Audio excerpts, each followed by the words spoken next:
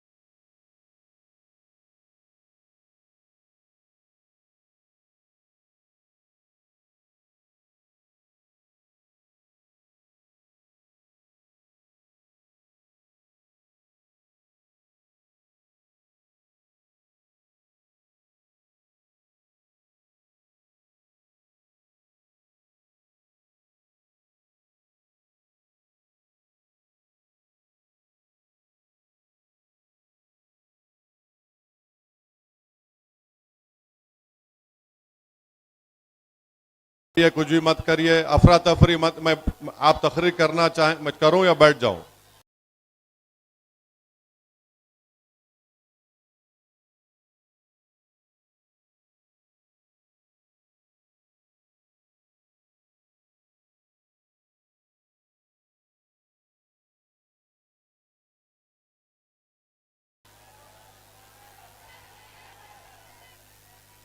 दो 2024 के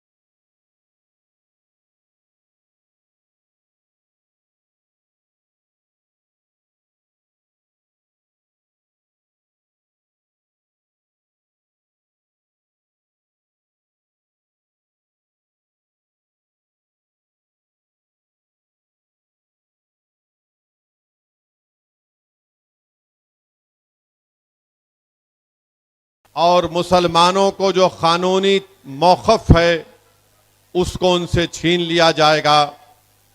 इसीलिए आज आप देखते हैं कि जब पार्लिमानी इलेक्शन के नतीजे आए, इज्तिमाई तौर पर मुसलमानों को तकलीफ देने के लिए बीजेपी और आरएसएस ने एक नया मंसूबा बनाया। हम देखते हैं कि मध्य प्रदेश में घरों को बुलडोजरों से तोड़ दिया गया। हम देखते हैं कि किसी मासूम मुसलमान को रोककर, पीटकर उसका वीडियो बनाया जाता है। हम देखते हैं कि हमारी मां और बहनों के ऊपर रिमार्क किए जाती हैं, और ये सबसे ज्यादा पार्लिमानी इलेक्शन के रिजल्ट और नतीजे आने के बाद हम देख रहे हैं। मुसलमानों को इसलिए तकलीफ दी जा रही है बीजेपी और मोदी की तरफ से क्योंकि भारत के 19 करोड़ मुसलमानों ने बीजेपी को हराने के लिए, बीजेपी को रोकने के लिए अपने के वोट का इस्तेमाल बीजेपी को हराने के लिए किया। मगर मुझे ये कहना पड़ता है कि जहां पर भारत की मुस्लिम अक़लियत ने, जो सबसे बड़ी अक़लियत है, अपने वोट का पूरा इस्तेमाल बीजेपी को शिकस्त देने के लिए किया, वहीं पर आज भारत की पार्लियामेंट में सिर्फ 4% मुसलमान एमपी जीत कर आते हैं। मैं आपको ये बताना चाहता हूं कि बहुत अच्छा हमने फैसला तो लिया, मगर ये तो बताइए कि भारत की पार्लियामेंट में जहां पर बैकवर्ड क्लास के, जिनकी आबादी हमारे बैकवर्ड क्लास की जितनी है, उतनी आबादी के मुताबिक उनके एमपी जीत कर आ गए। अपर कास्ट के लोग जिनकी उनकी आबादी है, उनकी आबादी के मुताबिक उनके एमपी जीत कर आए। अगर भारत की पार्लियामेंट में अगर किसी एक तबके की नुमाइंदगी नहीं है उनकी आबादी के मुताबिक, तो वो मुसलमान है। इसीलिए मेरे अजीज दोस्तों और बुजुर्गों, मजलिस इत्तेहादुल मुस्लिमीन हमेशा से ये कह रही है कि आपको अपनी वोट के जरिए अपनी क़ियादत को मजबूत करना है। जहां पर आपकी क़ियादत नहीं है, वहां पर आपको अपनी क़ियादत को बनाना पड़ेगा। मेरे भाई, आप क्या चाहते हैं? आप लोग वो क्या चाहते हैं? टोपी वाले हटिए, आप लोग हट जाइए, वहां से हट जाओ। क्या प्रॉब्लम है उनका? क्या प्रॉब्लम है उनका? जाके समझाइए ना, कौन है वो? क्या प्रॉब्लम है उनका? क्या प्रॉब्लम है आपका? हटिए वहां से। मौलाना, चलिए हटिए, यहां से हटिए। मजाक कर रहे हैं क्या आप लोग? बैठिए उधर।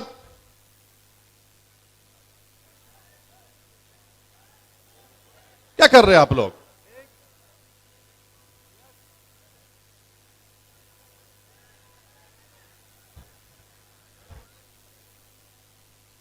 मैं आपसे बता रहा था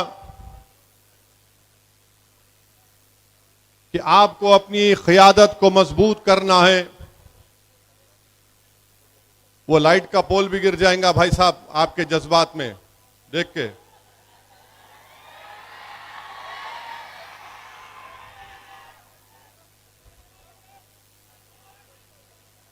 मेरे अजीज दोस्तों और बुजुर्गों, हमने बीजेपी को तो उनकी तादाद में सीटों में कमी तो ला ली, मगर हमने भारत की पार्लियामेंट में अपनी आबादी के मुताबिक अपने एमपीज को हम कामयाब नहीं कर सके। आज भारत की पार्लियामेंट में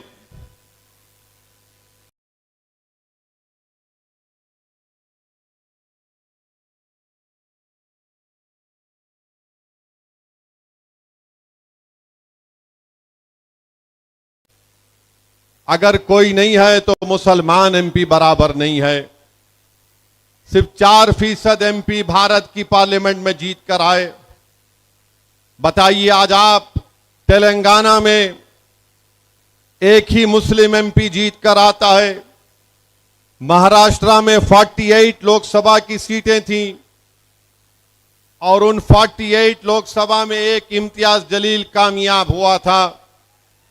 तो औरंगाबाद में इम्तियाज जलील की कामयाबी को रोकने के लिए तमाम पार्टी के लोग मिल गए, फिरका परस भी, नाम निहाद सेकुलर भी मिलकर इम्तियाज जलील को कामयाब होने से रोक दिया। कर्नाटका है, कर्नाटका में एक भी मुस्लिम एमपी नहीं है। महाराष्ट्र भारत का दूसरा बड़ा प्रदेश है। आप जाकर देख लिए, मध्य प्रदेश, राजस्थान, छत्तीसगढ़, दिल्ली, यहां पर कोई मुस्लिम एमपी नहीं जीतता है। गुजरात में 40 साल से एक भी मुस्लिम एमपी नहीं जीता है।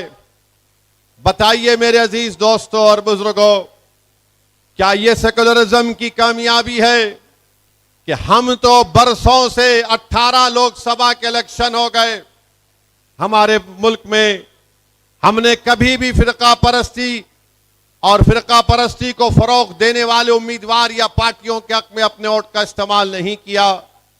मगर बताइए आखिर क्या वजह है कि आज मुसलमान को वोट डालने के लिए कोई तैयार नहीं है? ये फिरका परस्ती नहीं है तो क्या है बताइए? जो लोग दावा करते हैं कि हमने फिरका परस्ती को हरा दिया, नहीं।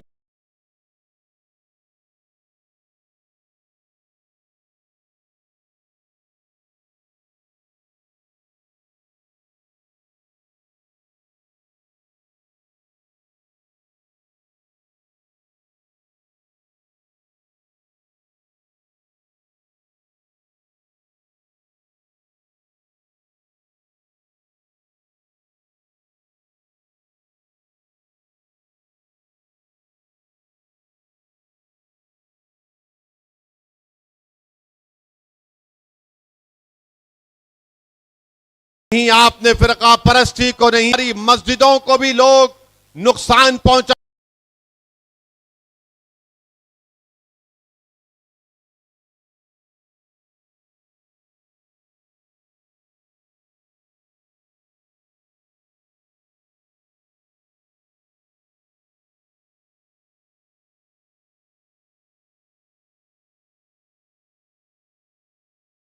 आने की बातें करेंगे, तुम्हारे मदरसों पर हमले होंगे।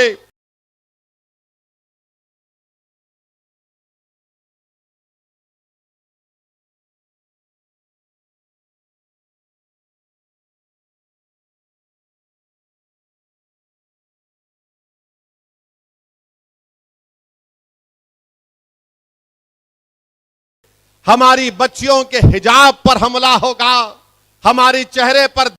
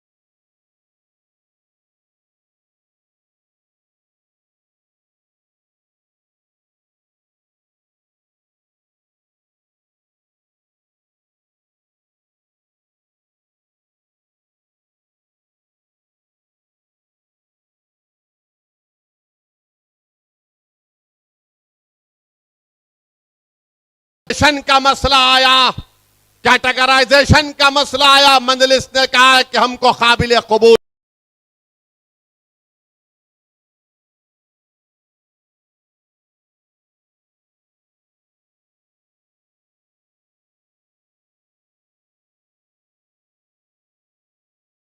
नहीं है सुप्रीम कोर्ट का फैसला। मगर याद रखो नौजवानों,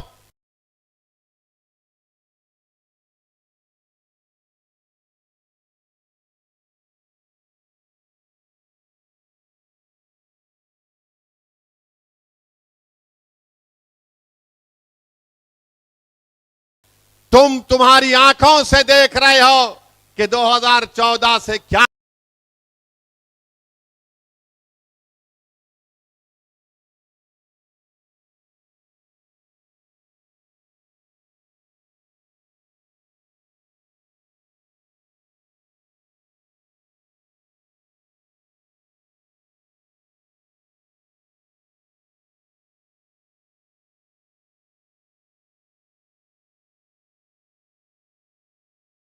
हो रहा है।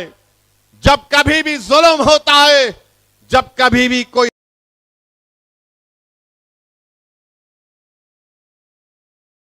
को सजा दे रहे, इसलिए कि 2024 में हमने मोदी के 370 के ख्वाब को चुकनाचूर कर दिया, उसको मिलिया मटिया मलीट मला दिया। इसलिए मोदी अब कह रहे हैं कि मुसलमानों के पीछे पड़ जाओ, मैं वक्फ का कानून लाऊंगा। मैं बुलडोजर से, जब मैंने पार्लियामेंट में कहा कि मोदी के बुलडोजरों ने मुसलमानों के घरों को तोड़ दिया, तो बीजेपी के लोग बड़े खफा हुए, उठ गए।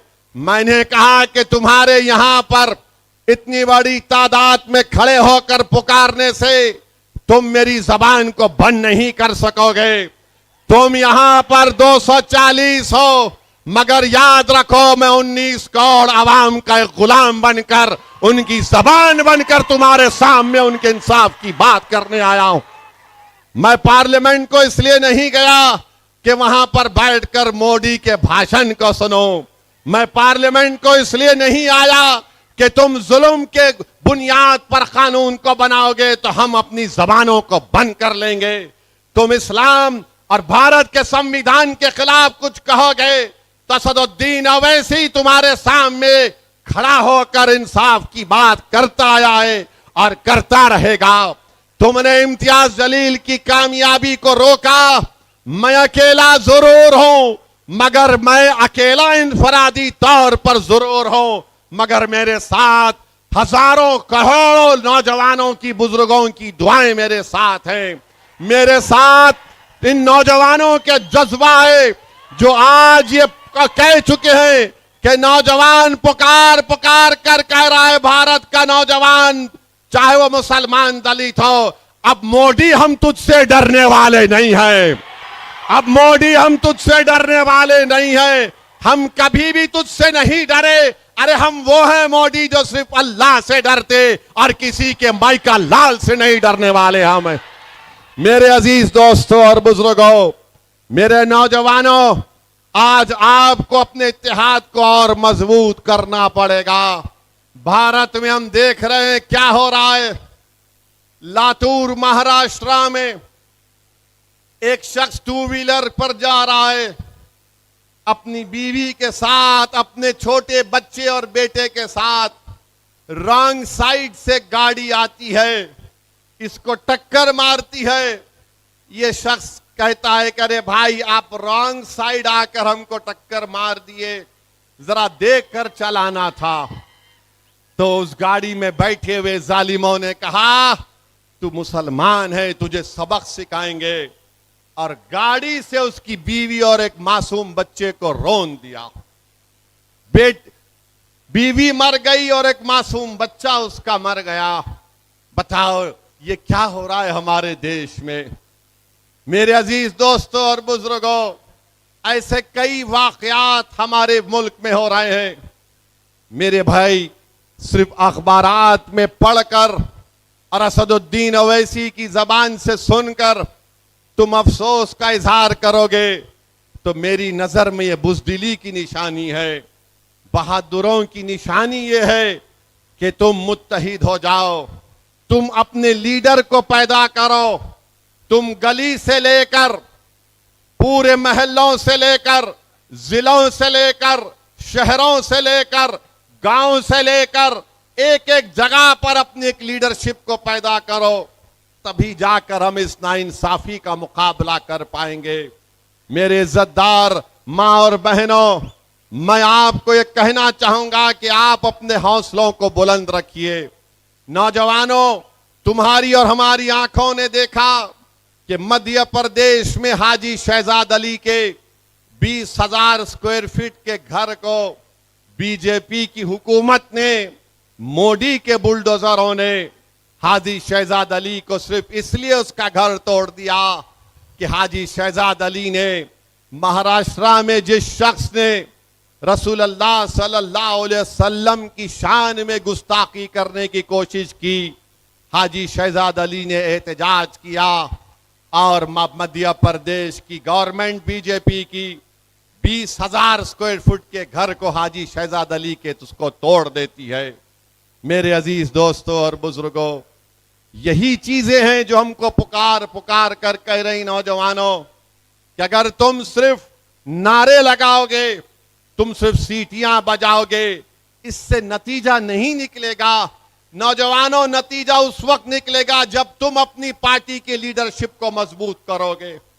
नतीजा उस वक्त निकलेगा जब महाराष्ट्र के आने वाले असेंबली इंतखाबात में इम्तियाज जलील की क़यादत में अगर मजलिस इत्तेहादुल मुस्लिमीन के 8-10 एमएलए कामयाब होकर जाएंगे और मजलिस के एमएलए कामयाब होकर जब महाराष्ट्र के असेंबली में जाएंगे और उसके बाद अगर कोई रसूलुल्लाह सल्लल्लाहु अलैहि वसल्लम की शान में गुस्ताखी करने की कोशिश करेगा, उसके बाद अगर कोई रोड पर चलने वाली हमारे एक मासूम को अपनी गाड़ी से रौंदेगा इसलिए कि मुसलमान है, तो फिर उसको मालूम होगा कि महाराष्ट्र के असेंबली में जब मजलिस के एमएलए रहेंगे तो कोई माइका लाल ये हरकत नहीं कर सकता इंशाअल्लाह ताला।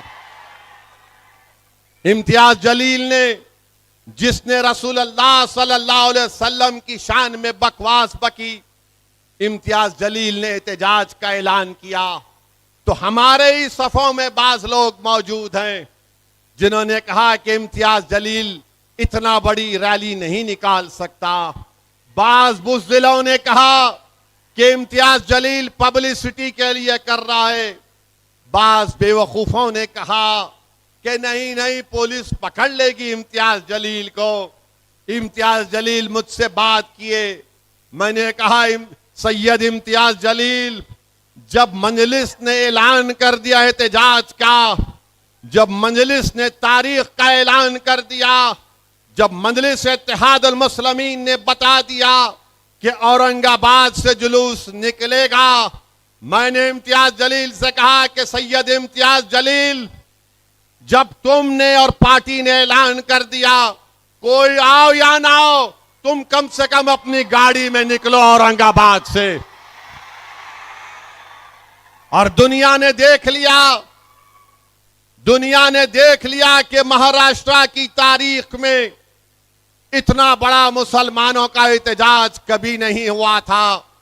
औरंगाबाद से भिवंडी तक लोग बताते हैं कि 8 से 10 हजार गाड़ियों में फर्जंदाने तौहीद अपने रसूल सल्लल्लाहु अलैहि वसल्लम के गुलामी का तौक डाल कर निकले थे। दुनिया को बता रहे थे, जालिमों को बता रहे थे, मोदी और अमित शाह, मोहन भगवत को बता रहे थे कि हम अपने रसूल की अजमत के लिए निकले हैं। तुम समझ रहे थे कि हम नहीं निकलेंगे। हजारों की तादाद में गाड़ियों में निकलकर पूरी हाईवे को चक्का जाम कर दिया। दिल्ली परेशान, मोदी परेशान, अमित शाह औरंगाबाद में बैठे हुए थे। अमित शाह को यह परेशानी लाहक हो गई कि औरंगाबाद से अगर हजारों गाड़ियों का काफिला निकलेगा तो मैं कैसे एयरपोर्ट तक पहुंच सकूंगा। मगर अल्हम्दुलिल्लाह मैं सलाम करता हूं उन तमाम लोगों को जिन्होंने लब्बैक कहा और अपने रसूल सल्लल्लाहु अलैहि वसल्लम की शान में जिसने गुस्ताखी करने की कोशिश की, एहतजाज पुरअमन हुआ। मेरे अजीज दोस्तों और बुजुर्गों, यही ताकत है मजलिस इत्तेहाद अल मुस्लिमीन की। इसी वजह से मजलिस को लोग कहते हैं इनको वोट मत डालो। अरे दुनिया ये समझ रही थी, ये तमाम महाराष्ट्र की नाम निहाद सेकुलर पार्टियां, ये शिवसेना शिंदे की, वो फडणवीस जो होम मिनिस्टर है बीजेपी का, ये समझ रहा था कि इम्तियाज को हमने हरा दिया, मगर इम्तियाज जलील ने बता दिया कि तुम इलेक्शन में पूरे मिलकर तुमने मुझको हरा सके, मगर मैं एहतजाज करने से तुम हमको रोक नहीं पाओगे। हम ताकत है हमारे पास, हम अपनी ताकत को जमहूरी तरीके से दिखाएंगे।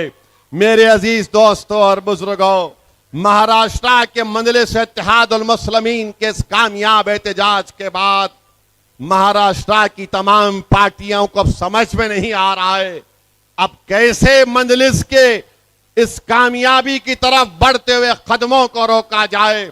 मगर मुझे यकीन है कि इंशाअल्लाह ताला महाराष्ट्र के आने वाले असेंबली इंतखाबात में अल्लाह सुब्हानहू ताला नबी करीम सल्लल्लाहु अलैहि वसल्लम के सदक़े और तुफ़ैल में मजलिस इत्तेहाद अल मुस्लिमीन को एक अजीम शान कामयाबी से हमकिनार करेगा।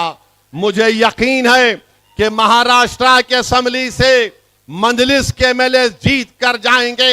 इम्तियाज जलील कामयाब होगा, मुफ्ती इस्माइल साहब कामयाब होंगे, फारूक शाह एमएलए बनेंगे, फारूक शाबदी शोलापुर का एमएलए बनकर जाए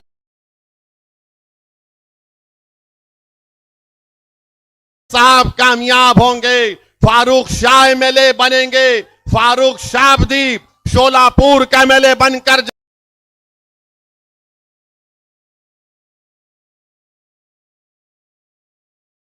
जाएगा। रईस लश्करिया मुंबई से इस जोगेश्वरी पार्लियामेंट में वफ का बिल कोई ला सकता था? मोदी एमपी कामयाब हो जाते तो क्या कोई वफ का बिल ला सकता था पार्लियामेंट में? मेरे भाई याद रखो, मैं जिंदा रहूं या ना रहूं, मगर तुम अपने जहनों में इस बात को बिठा लो नौजवानों, मुंबई से इस भारत की जमहूरियत में तुमको अगर अपनी बात को मनवाना है तो तुमको अपने एमएलएस की जरूरत है, तुमको अपने एमपीस की जरूरत है, तुमको अपने कारपोरेटर की जरूरत है, मेयर की जरूरत है, सरपंच की जरूरत है, जिला परिषद के मेंबर की जरूरत है, कानूनदानों की जरूरत है, डॉक्टरों की जरूरत है, टीचरों की जरूरत है। अरे हर मैदान में हमको अपना मौक़िफ़ बनाना है। सिर्फ यही नहीं है कि हम सिर्फ जलसों में आकर नारे लगाकर खुश होकर चले जाएं। नौजवानों, भारत के मुस्तकबिल में इन तमाम मैदानों में हमको अपना एक मुकाम पैदा करना है। और वो मुकाम कैसे पैदा होगा नौजवानों?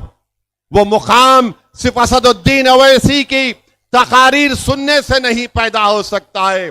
वो मुकाम अगर हमको हासिल करना है हर मैदान में, हर शोबेजात में, हमको अपनी मस्जिदों को आबाद रखना है, हमको अपनी मस्जिदों को आबाद रखना है, हमको अपने घरों से बुराई का खात्मा करना है, हमको इत्तेहाद को मजबूत करना है, हमको अच्छे इंसान बनना है।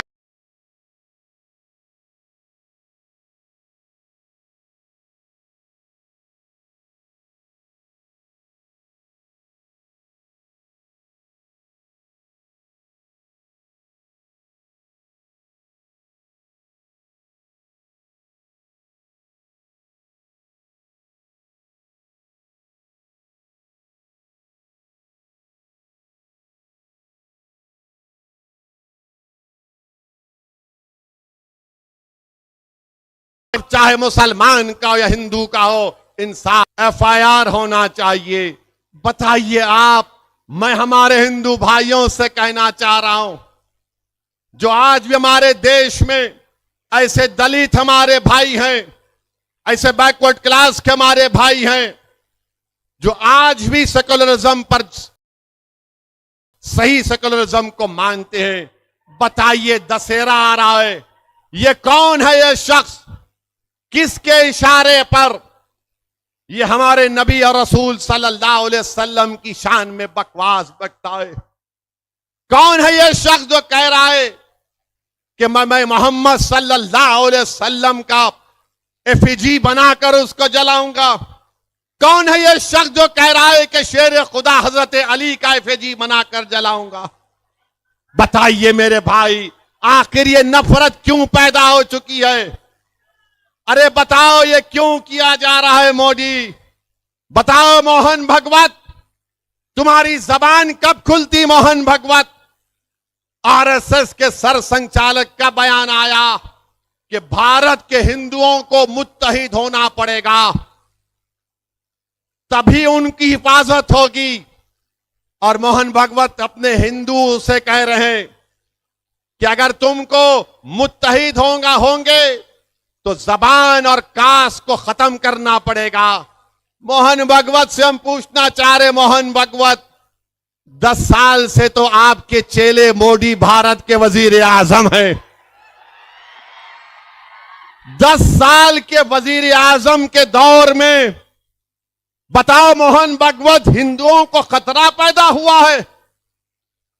बताओ मोहन भगवत, ट्रिपल तलाक का कानून तुम्हारी पार्टी ने बनाया, 370 अनकॉन्स्टिट्यूशनल तरीके से निकलवाया, CAA का कानून संविधान के खिलाफ मजहब पर बनाया, UAPA का कानून और गंदा कर दिया। तुमने क्या क्या कानून बना दिए सिर्फ एक समुदाय के खिलाफ, उसका नाम मुसलमान है। और उसके बाद मोहन भगवत 10 साल के बाद कह रहे हैं कि भारत के 78 करोड़ हिंदुओं को खतरा है। अरे मोहन भगवत, तुम तो मोदी की बेइज्जती कर रहे हो, तुम तो नरेंद्र मोदी की धज्जियां उड़ा रहे हो। 10 साल के बाद भी मोहन भगवत को लग रहा है कि भारत के 78 करोड़ हिंदुओं को खतरा है। सुनो मोहन भगवत, ना भारत के हिंदुओं को खतरा है, ना भारत के मुसलमानों को कोई खतरा है। हां, एक खतरा भारत के मुसलमानों को, हिंदुओं को, दलितों को, आदिवासियों को, सिखों को, ईसाइयों को है। वो किससे है? नरेंद्र मोदी और मोहन भगवत से खतरा है। हमको खतरा तुमसे है। और मोहन भगवत सुनो, चीन भारत की 2000 स्क्वायर किलोमीटर पर कब्जा करके बैठ गया और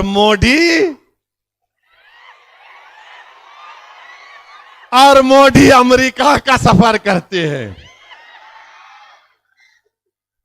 2000 स्क्वायर किलोमीटर पर चीन कब्जा करके बैठा हुआ है डेमसाक में।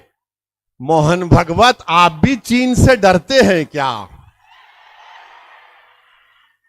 चीन से खतरा है, मगर मोहन भगवत नो, हिंदुओं को खतरा है। अबे चीन कब्जा करके बैठा है, उसकी बात नहीं करेंगे।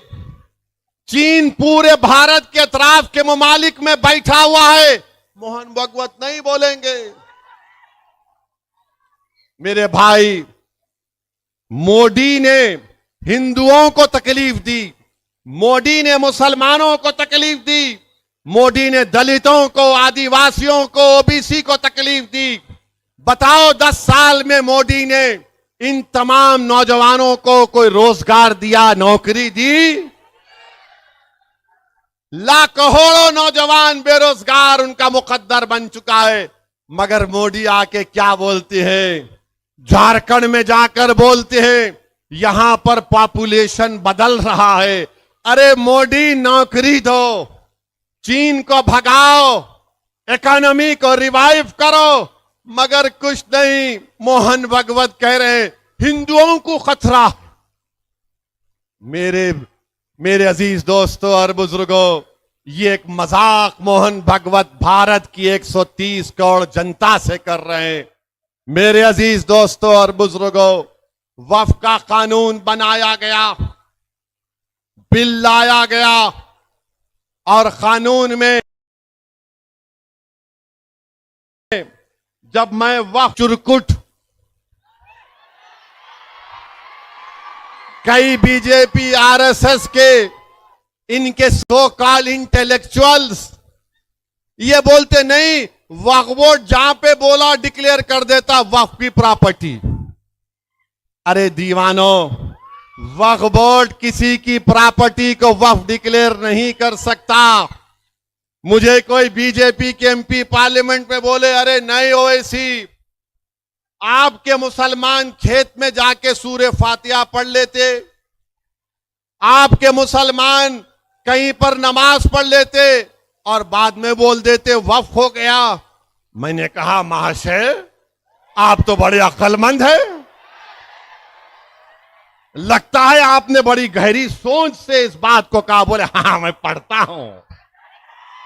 मैंने कहा एक बात सुनो, भारत की पार्लियामेंट में जब नमाज का वक्त होगा मैं भी जाके पढ़ लूं तो क्या मेरी प्रॉपर्टी हो जाती वक्फ की वो पार्लियामेंट? वक्फ वो हो सकता है जो प्रॉपर्टी मेरी है मैं वक्फ कर सकता हूं। मैं किसी की प्रॉपर्टी जायदाद लेकर वक्फ नहीं कर सकता। नरेंद्र मोदी अब क्या कर रहे हैं इस बिल में?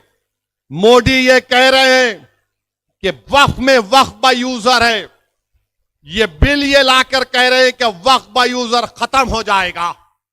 मतलब यह है कि कब्रिस्तान है, ईदगाह है, मस्जिदें 300 साल पुरानी है, दरगाहें हैं, इसका कोई डॉक्यूमेंट नहीं है, तो मोदी कह रहे हैं कि वक्फ बाय यूजर खत्म कर दिया जाएगा।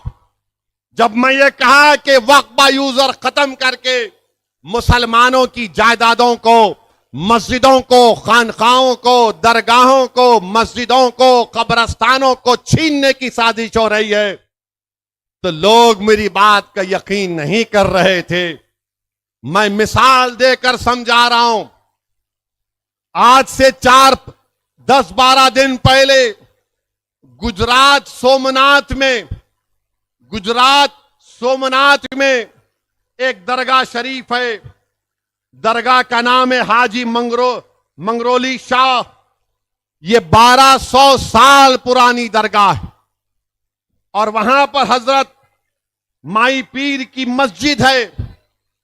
सन 47 में डॉक्यूमेंट में लिखा गया कि गवर्नमेंट, क्योंकि उस वक्त जूनागढ़ के बादशाह ने यह जायदाद दी थी, अंग्रेज चले गए, तो अंग्रेज जाने के बाद हुक्मरान जूनागढ़ के बादशाह थे तो हुकूमत हिंद हो गई। उसमें लिखा गया गवर्नमेंट प्रॉपर्टी मगर यूजर इज मुसलमान। दरगाह है, कब्रिस्तान है। 47 में लिखा गया। 2024 सितंबर में कलेक्टर ने कहा कि प्रॉपर्टी कार्ड में जो लिखा गया 75 साल पहले वो गलत है। कलेक्टर ने मुसलमानों को नोटिस दी और कहा कि आओ, मुसलमानों ने कहा हमको टाइम दो, हम डॉक्यूमेंट बताएंगे। उसके बाद मामला वक्फ ट्राइब्यूनल गया। वक्फ ट्राइब्यूनल मामला सुन रहा था तो कलेक्टर ने सुबह तारीख आपको बता रहा हूं, चेक कर लीजिए। कलेक्टर, वहां के मुकामी कलेक्टर ने 28 सितंबर को सुबह 5 बजे बुलडोजर लाकर रात में कमेटी के लोगों को बातचीत करने के बहाने बुलाकर गिरफ्तार करके 1200 साल पुरानी दरगाह और मस्जिदों को, कब्रिस्तान को शहीद कर दिया। यह पावर कलेक्टर को मिल रहा है इस बिल में। होश में आओ मुसलमानों। जो मुसलमान मोदी के इस लाए हुए बिल की तायीद कर रहे हैं, मैंने अपनी तकरीर में कहा था कि जब तुम्हारे बाप दादाओं की कब्रों को मिसमार कर दिया जाएगा तब तुमको तकलीफ होगी। आज हम देख रहे हैं कि सोमनाथ में हाजी मंगरोल शाह की 1200 साल की दरगाह को, जबकि सुप्रीम कोर्ट ने फैसला दिया था कि किसी भी जगह पर डेमोलिशन नहीं होगा, मगर उसकी खिलाफ वर्जी कर दी गई। ये वक्फ का बिल जो मोदी ला रहे हैं, वक्फ यूजर खत्म करके मस्जिदों को, अब आपसे जाकर अगर कोई पूछेगा कि दिल्ली की जामा मस्जिद का कागज लाओ, दिल्ली की जामा मस्जिद का कागज कहां से मिलेगा? पार्लियामेंट के सामने मस्जिद है, उसका कागज नहीं मिलेगा। हैदराबाद की मक्का मस्जिद है, उसका कागज नहीं मिलेगा। तो मोदी चाहते हैं कि जिस तरह गुजरात में 1200 साल पुरानी हाजी मंगरोल शाह की दरगाह को शहीद कर दिया गया, मिसमार कर दिया गया मस्जिदों के साथ, वही हाल पूरे भारत में अगर यह बिल कानून बनता है तो करना चाहते हैं। आप बताओ, वक्फ बोर्ड में गैर मुस्लिम को क्यों मेंबर बनाना चाहते हैं मोदी? इसलिए बनाना चाहते हैं कि जब वक्फ बोर्ड में गवर्नमेंट अपॉइंट करेगी गैर मुस्लिम को, तो वक्फ बोर्ड को किसी भी प्रॉपर्टी को 5 साल के लिए डायरेक्ट मैनेजमेंट में लेने का इख्तियार है। तो मोदी चाहते हैं कि डायरेक्ट मैनेजमेंट के नाम पर लेकर मुसलमानों से उन तमाम जायदादों को छीन लिया जाए। वक्फ की जायदाद हमारे बुजुर्गों की गाढ़े खून पसीने की कमाई है, गवर्नमेंट ने हमको नहीं दिया, मोदी चाहते हैं उसको छीन लिया जाए। वक्फ बोर्ड में कलेक्टर को पावर दे रहे हैं कि कलेक्टर अगर बोलेगा इसमें डिस्प्यूट है तो कलेक्टर डिस्प्यूट के नाम पर वक्फ से निकाल देगा, ता वक्त वो इंक्वायरी मुकम्मल नहीं करेगा। बताओ मेरे अजीज दोस्तों और बुजुर्गों, इसमें कहा गया बिल में कि हर वक्फ प्रॉपर्टी को अपने हिसाबात किताबात कैग के जरिए देना पड़ेगा। सुन लो मदरसे चलाने वालों, सुन लो दरगाहों के मुतवल्ली, सुन लो वक्फ प्रॉपर्टी के जिम्मेदारों, ये जो बिल का प्रोविजन है कि हिसाब तुमने बराबर नहीं दिया कहकर तुम पर झूठे इल्जाम लगाकर तुमको जेल को भिजा दिया जाएगा। वक्फ की जायदाद बचाने का नाम मोदी ले रहे हैं। अब मौजूदा कानून यह कहता है कि अगर किसी को कोई भी अगर वक्फ की जायदाद को बेचता है तो उसको गलती से झूठे तरीके से तो 2 साल की सजा। नरेंद्र मोदी बोल रहे no 2 years only sweet 6 months। 2 साल नहीं 6 महीने अभी नॉन बेलेबल है, फर्स्ट मजिस्ट्रेट के सामने जाना चाहिए। मोदी कह रहे नथिंग डूइंग बेलेबल। तुम जायदाद बेचो, जायदाद फूंक दो, मैं हूं ना तुमको बेल देने वाला। मेरे भाई, एक एक चीज लिमिटेशन एक्ट, अच्छा ये बीजेपी के लोग बोलते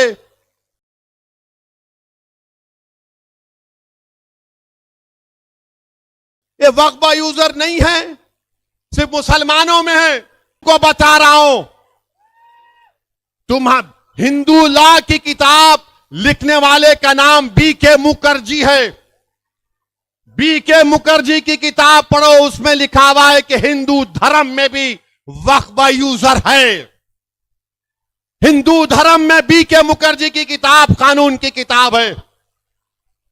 ओडिशा के हिंदू एंडोमेंट बोर्ड में बाय यूसेज लिखा हुआ है। आंध्रा के, तमिलनाडु के, तेलंगाना के हिंदू एंडोमेंट बोर्ड में लिखा हुआ है। और संगी लोग बोलते नहीं नहीं खाली इस्लाम में है, मुसलमानों में है। अरे तेरे कान में फूल होगा, हमारे कान में फूल नहीं है। तेरे दिमाग पर पर्दा पड़ा होगा, हमारे दिमाग पर नहीं है। लिमिटेशन पीरियड है। कोई भी वक्फ की प्रॉपर्टी पर लिमिटेशन कानून अप्लाई नहीं होता। मोदी बोल रहे अप्लाई होगा। Hindu endowment board section 123 Telangana का पढ़ो, limitation act will not apply on Telangana Hindu charitable endowment board. मगर मोदी बोल रहे हैं लिमिटेशन एक्ट अप्लाई होगा। क्यों अप्लाई होगा? क्योंकि जो 12 साल से किसी वक्फ की जायदाद पर काबिज है तो मोदी उसको मालिक बनाना चाहते हैं। और नरेंद्र मोदी मुंबई में, जो मुंबई की सबसे ऊंची बिल्डिंग है, सबसे ऊंची बिल्डिंग है, सबसे ऊंची बिल्डिंग है, वो एक यतीम खाने पर बनाया गया था। वक्फ के यतीम खाने पर बनाया गया था। 21 करोड़ रुपए देकर उसने खरीद लिया और आज लोग बोलते कि उसकी बिल्डिंग की कीमत करीब 2000 करोड़ के 1500 करोड़ की है। तो मोदी उसके बेटे की शादी में गए थे तो मोदी बोले मैं शादी में गया तो दूल्हे के बाप को तोहफा देना है, यह कानून लेकर आऊंगा। जायदादें छीनने के लिए नरेंद्र मोदी इस तरह का गलत कानून ला रहे हैं। नरेंद्र मोदी, आपको इस्लाम से इतनी नफरत क्यों है? आपको मस्जिदों से, खानकाहों से नफरत क्यों है? तभी तो आप इस तरह का एक गलत बिल पार्लियामेंट में लाए हैं। अरे वक्फ बोर्ड को ताकत दो, तो जो काबिज लोग हैं उनको निकालने का पावर दो, समरी एविक्शन पावर्स। जो हिंदू एंडोमेंट बोर्ड में, हिंदू एंडोमेंट बोर्ड के कमिश्नर के पास पावर है कि किसी भी प्रॉपर्टी को काबिज को निकाल कर फेंक सकते हैं। किराया बढ़ाने का पावर दो, मगर मोदी नहीं देना चाहती है। मेरे भाई, होशियार और चौकन्ना रहिए। All India Muslim personal law board अगर आपसे कहेगा, हमसे कहेगा कि इस बिल के खिलाफ हमको एहतजाज करना है, तो क्या आप पुरअमन एहतजाज के लिए तैयार हैं? आप एहतजाज के लिए तैयार हैं? हाथ उठाकर बताइए कि आप एहतजाज के लिए तैयार हैं। और नारा लगाइए मेरे साथ, ताकि मोदी को मालूम हो जाए कि तुम्हारे इस बिल को हम रिजेक्ट करते। नारे तकबीर, नारे तकबीर। मेरे अजीज दोस्तों और बुजुर्गों, एक और अहम बात जो मैं आपसे करना चाह रहा था, अभी खत्म नहीं हुआ। कहां जा रहे? बैठो अभी। नहीं, घर से फोन आया, कहते जल्दी आते नहीं आते तो जा रहे, भाग रहे। नहीं आया ना चीचा फोन? नहीं ना आया भी तो जाके थोड़ा सुन लो, दिल का मामला है। मैं एक और अहम बात आपके सामने करना चाह रहा था। जो कुछ फलस्तीन में हो रहा है, 1 साल कल हो जाएगा, 1 साल कल हो जाएगा। 40,000 से ज्यादा फलस्तीनियों का कत्ल बेंजामिन नेतन्याहू की हुकूमत ने किया, जिसमें से 10,000 बच्चे हैं मासूम, जिसमें से 12,000 के करीब खवातीन हैं। और इन 40,000 को छोड़कर 10,000 लोग बिल्डिंगों के नीचे अभी हैं, बिल्डिंग्स के नीचे हैं लोग। मेरे भाई, ये क्यों इनको मारा जा रहा है? इसलिए फलस्तीनियों को मारा जा रहा है, इसलिए कि वो मस्जिद अक्सा अल कुद्स शरीफ की, बैतुल मुकद्दस मस्जिद अक्सा के तहफ्फुज़ के लिए खड़े हुए हैं। वो कह रहे हैं कि अल कुद्स हमारा है, हम इसको आजाद करा कर रखेंगे। इसीलिए बेंजामिन नेतन्याहू की जालिम हुकूमत ने इन गरीबों को, मजलूमों को, इन बहादुरों को, 40,000 से ज्यादा को, जो मस्जिद अक्सा की बाजियाबी के लिए, बैतुल मुकद्दस की बाजियाबी के लिए 75 साल से लड़ रहे हैं। 1 साल में 40,000 से ज्यादा फलस्तीनी मुसलमानों का कत्लेआम इस शैतान बेंजामिन नेतन्याहू ने किया।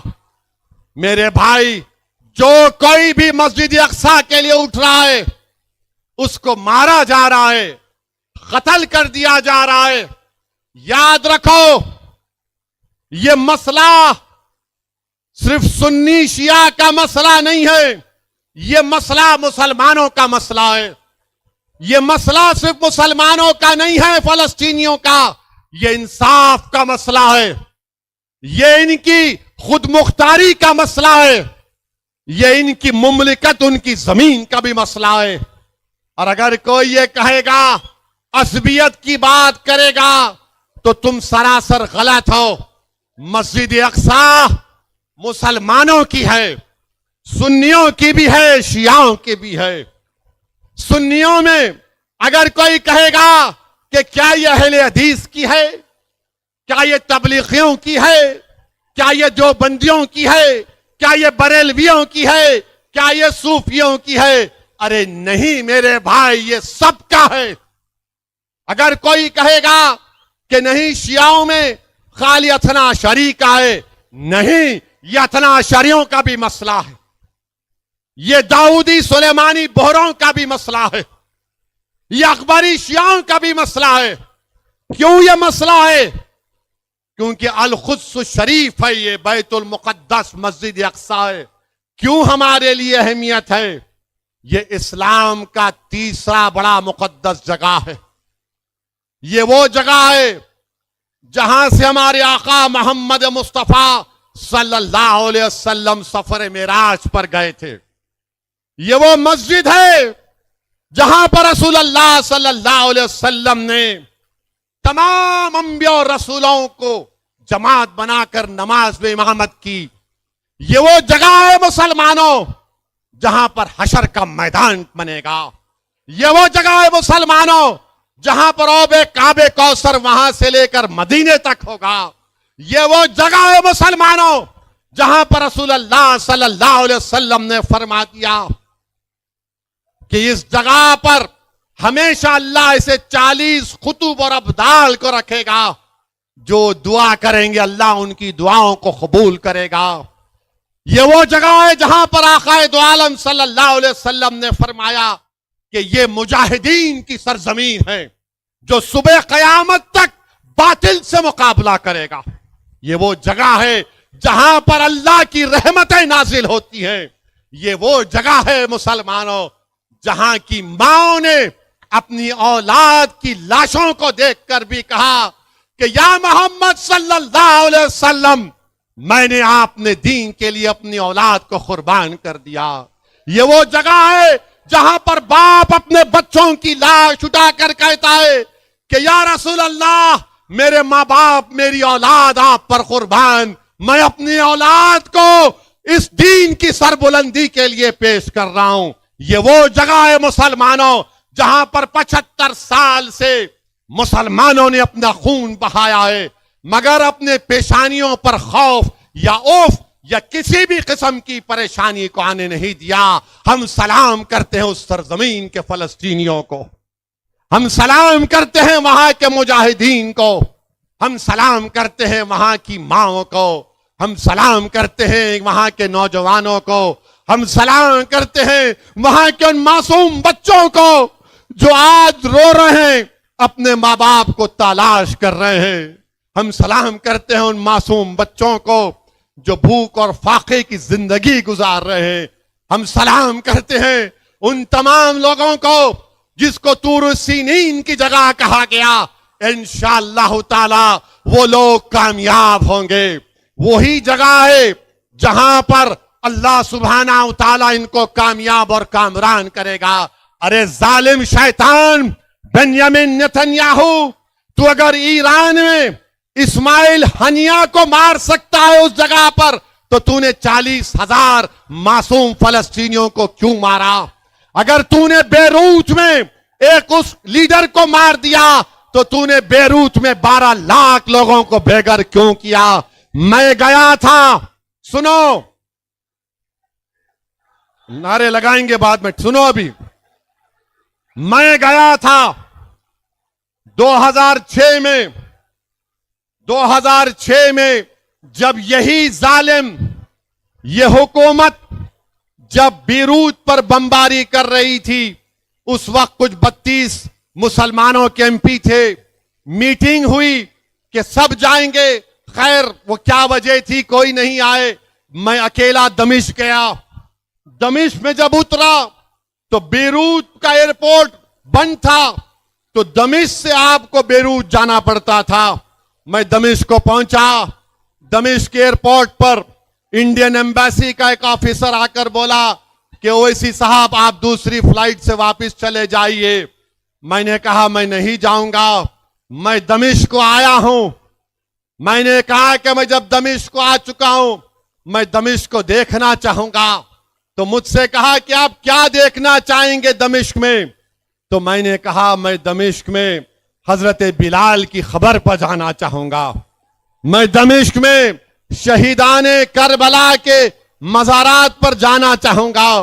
मैंने कहा कि मैंने सुना कि यहां पर इब्न अल अरबी की भी खबर है, मैं वहां पर जाना चाहूंगा। मैंने कहा कि यहां पर इमाम हुसैन की बहन हजरत ज़ैनब का भी रोजा है, मैं वहां पर जाना चाहूंगा। तो उस वक्त के इंडियन एम्बेसडर या जो भी थे, उन्होंने कहा कि अगर आप दमिश्क में ही रुकेंगे तो हम आपके लिए, एक नदवे के पढ़े हुए आलिम दीन थे जो दमिश्क यूनिवर्सिटी में अरबी की तालीम हासिल कर रहे थे, मुझे उनके साथ दे दिया। शायद वो कहीं अमेरिका लंदन में है मौलाना वो। खैर मैं इन तमाम मुकामात पर गया। हजरत ज़ैनब के रोजे पर गया तो हैदराबाद के हमारे लोग थे, बड़े खुश हुए।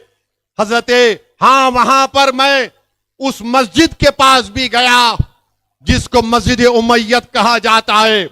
और अगर मेरा हाफिजा सही है तो अबू दाऊद शरीफ की हदीस है कि हदीस शरीफ में आया कि अल्लाह के रसूल सल्लल्लाहु अलैहि वसल्लम ने फरमाया कि इस जगह पर जब मुसलमानों की फौज होगी तो अल्लाह दोबारा हजरत ईसा अलैहि सलाम को भिजाएगा उसी जगह पर। मैं वो मस्जिद को भी देखा। फिर उसी मस्जिद के हाथे में एक ऊंचे मीनार में एक कमरा है जहां पर इमाम गज़ाली रहमतुल्लाह अलैह बैठकर अपनी किताब को लिखते थे। फिर मैं पूछा कि मुझे एक और जगह इस मस्जिद में देखना है। तो उस नदवे के आलिम दीन ने मुझसे पूछा कहां पर?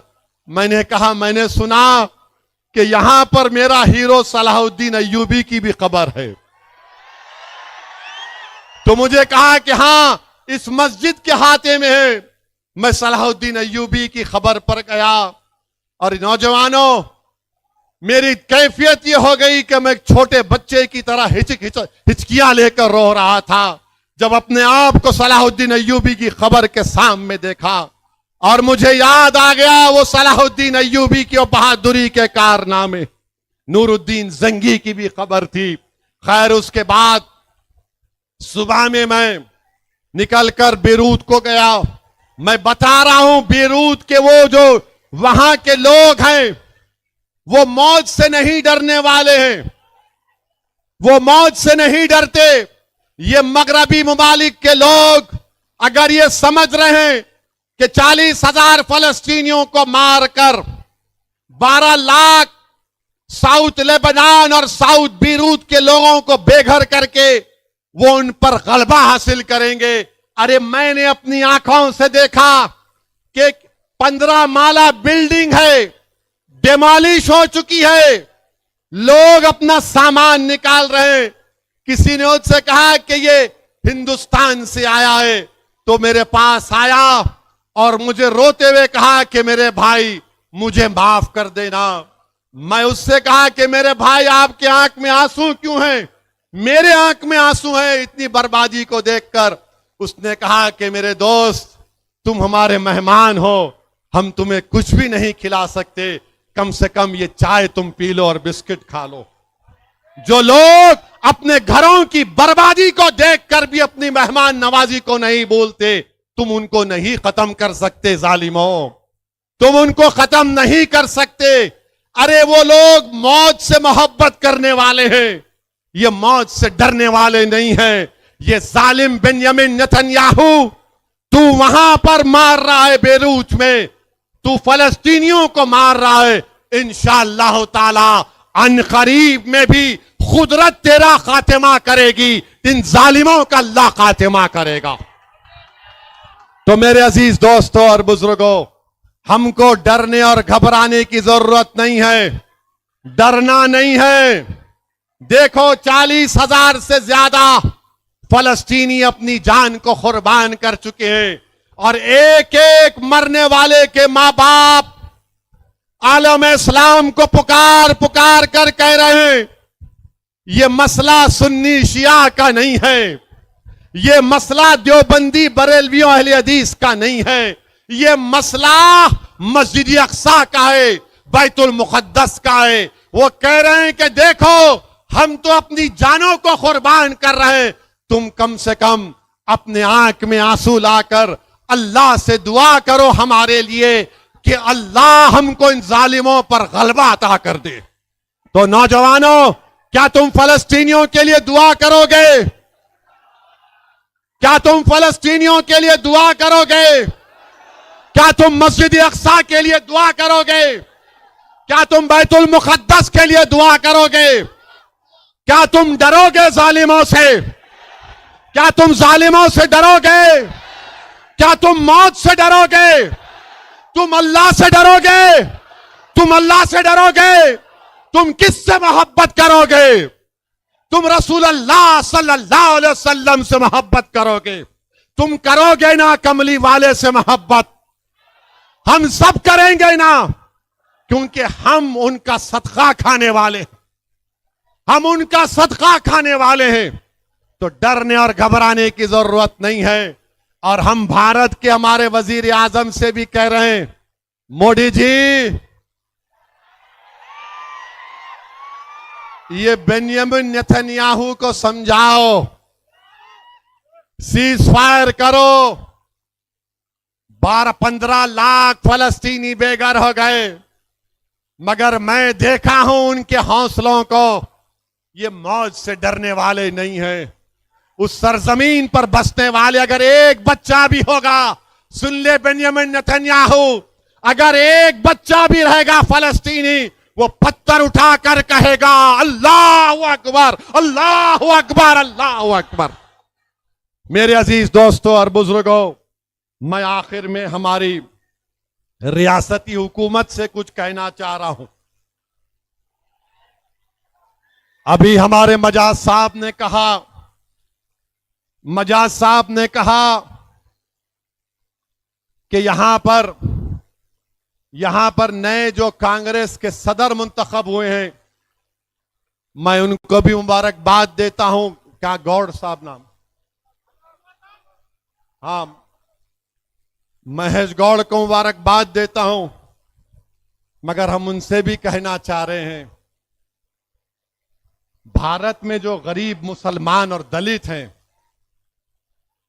वो जो घर अपना बनाते हैं ना गौड़ साहब, गवर्नमेंट उनको जमीन नहीं देती, गवर्नमेंट उनको जमीन नहीं देती। हम अपने खून पसीने से एक साथ पर जमीन लेकर, हट जाइए, बैठो, आ जाओ, हाँ, बैठो, आराम से, छोड़ दो, आन दो, यहाँ आन दो, आ जाओ। हाँ, दूल्हे भाई बैठो, दूल्हे भाई को बिठा लो जरा। हाँ, तुम होश में, मैं बेहोश हूं, बैठो। अरे बाप, आ जाओ, आओ, क्या करते करो, आओ।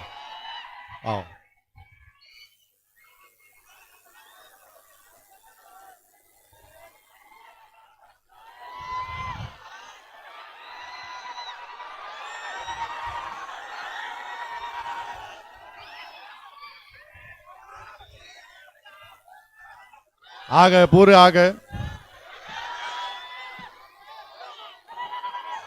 आराम से, मीडिया को डिस्टर्ब मत करो, उधर ना को छोड़ो, मीडिया को डिस्टर्ब मत करिए।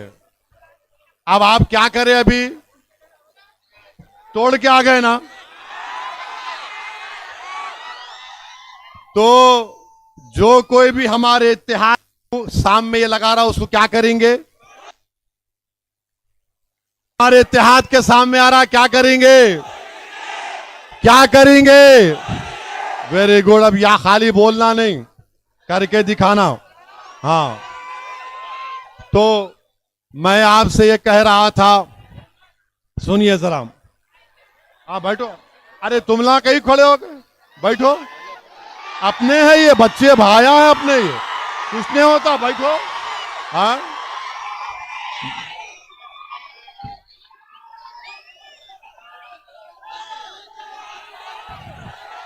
कुछ नहीं होता इंशाअल्लाह ताला, जब मौत लिखी हुई होती है, कोई बात नहीं।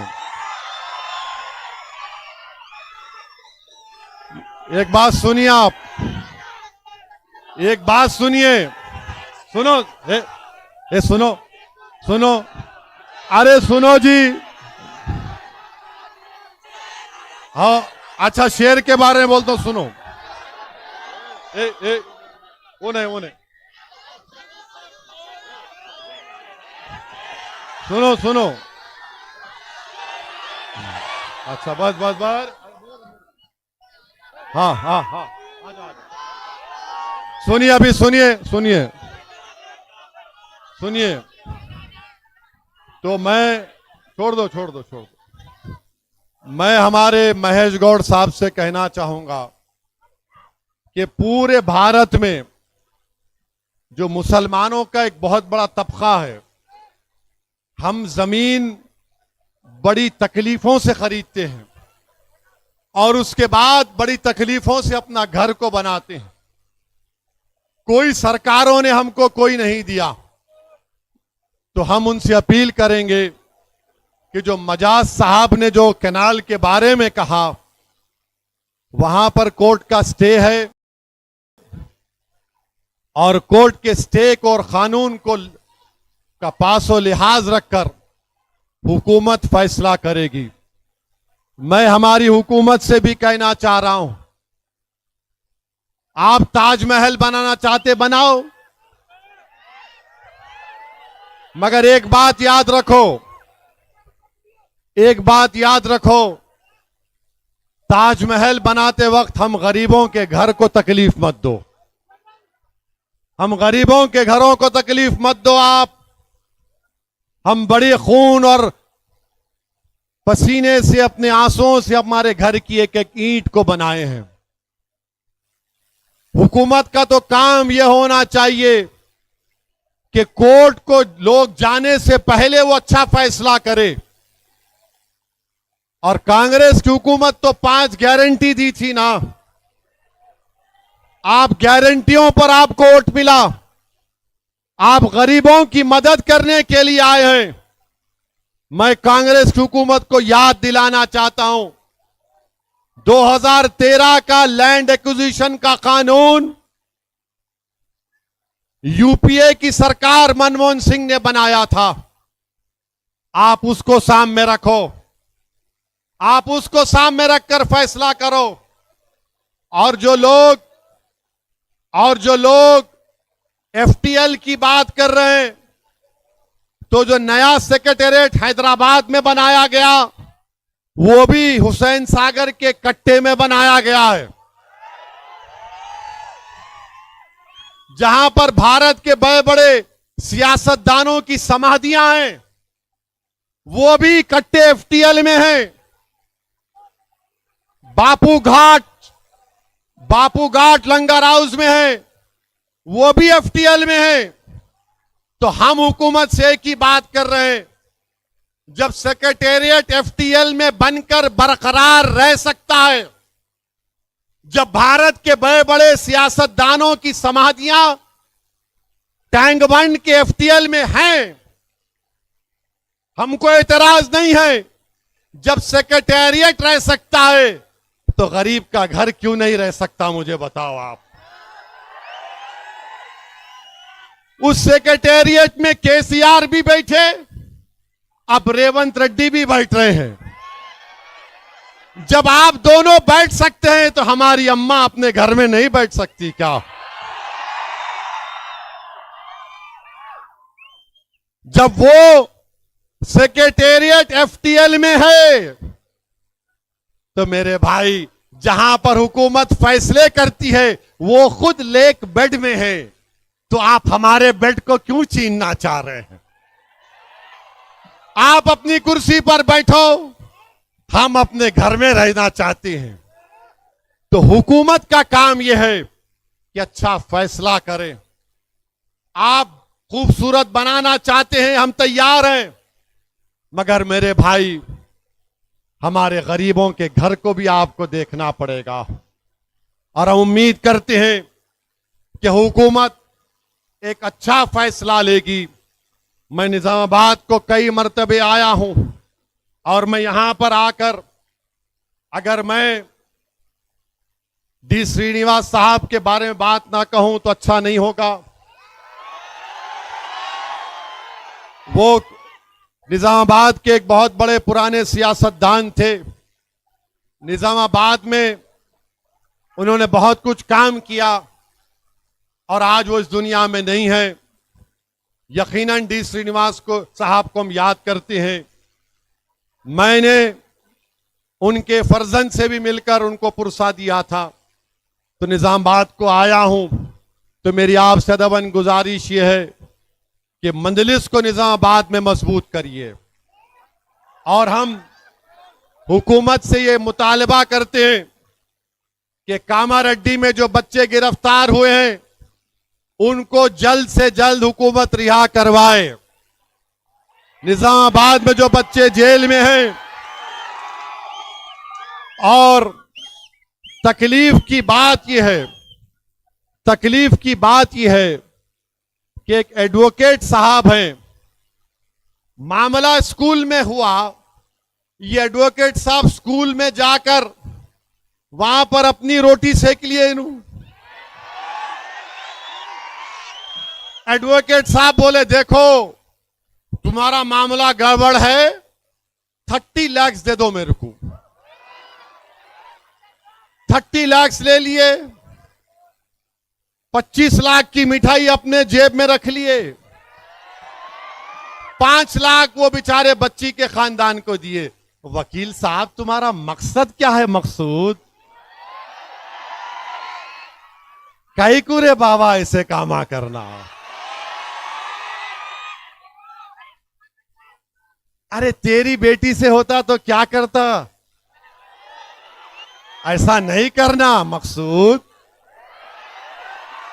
जल्दी वो पैसे निकालो, वो बच्चों की बेल कराओ तुम, और पूरे पैसे निकाल के स्कूल को वापस करो तुम। मेरे को कोई बता रहे थे उनके घर पे भी चले गए लोग, जरा गए थे, घर पे भी गए थे। ऐसा नहीं होना, नॉट गुड, वेरी बैड। और हम हुकूमत से ये मुतालबा करते हैं कि जैनूर में फसाद हुआ। ये थाली क्या मार रहे जी? है थाली मारते जी? है ठंडे हो गए क्या?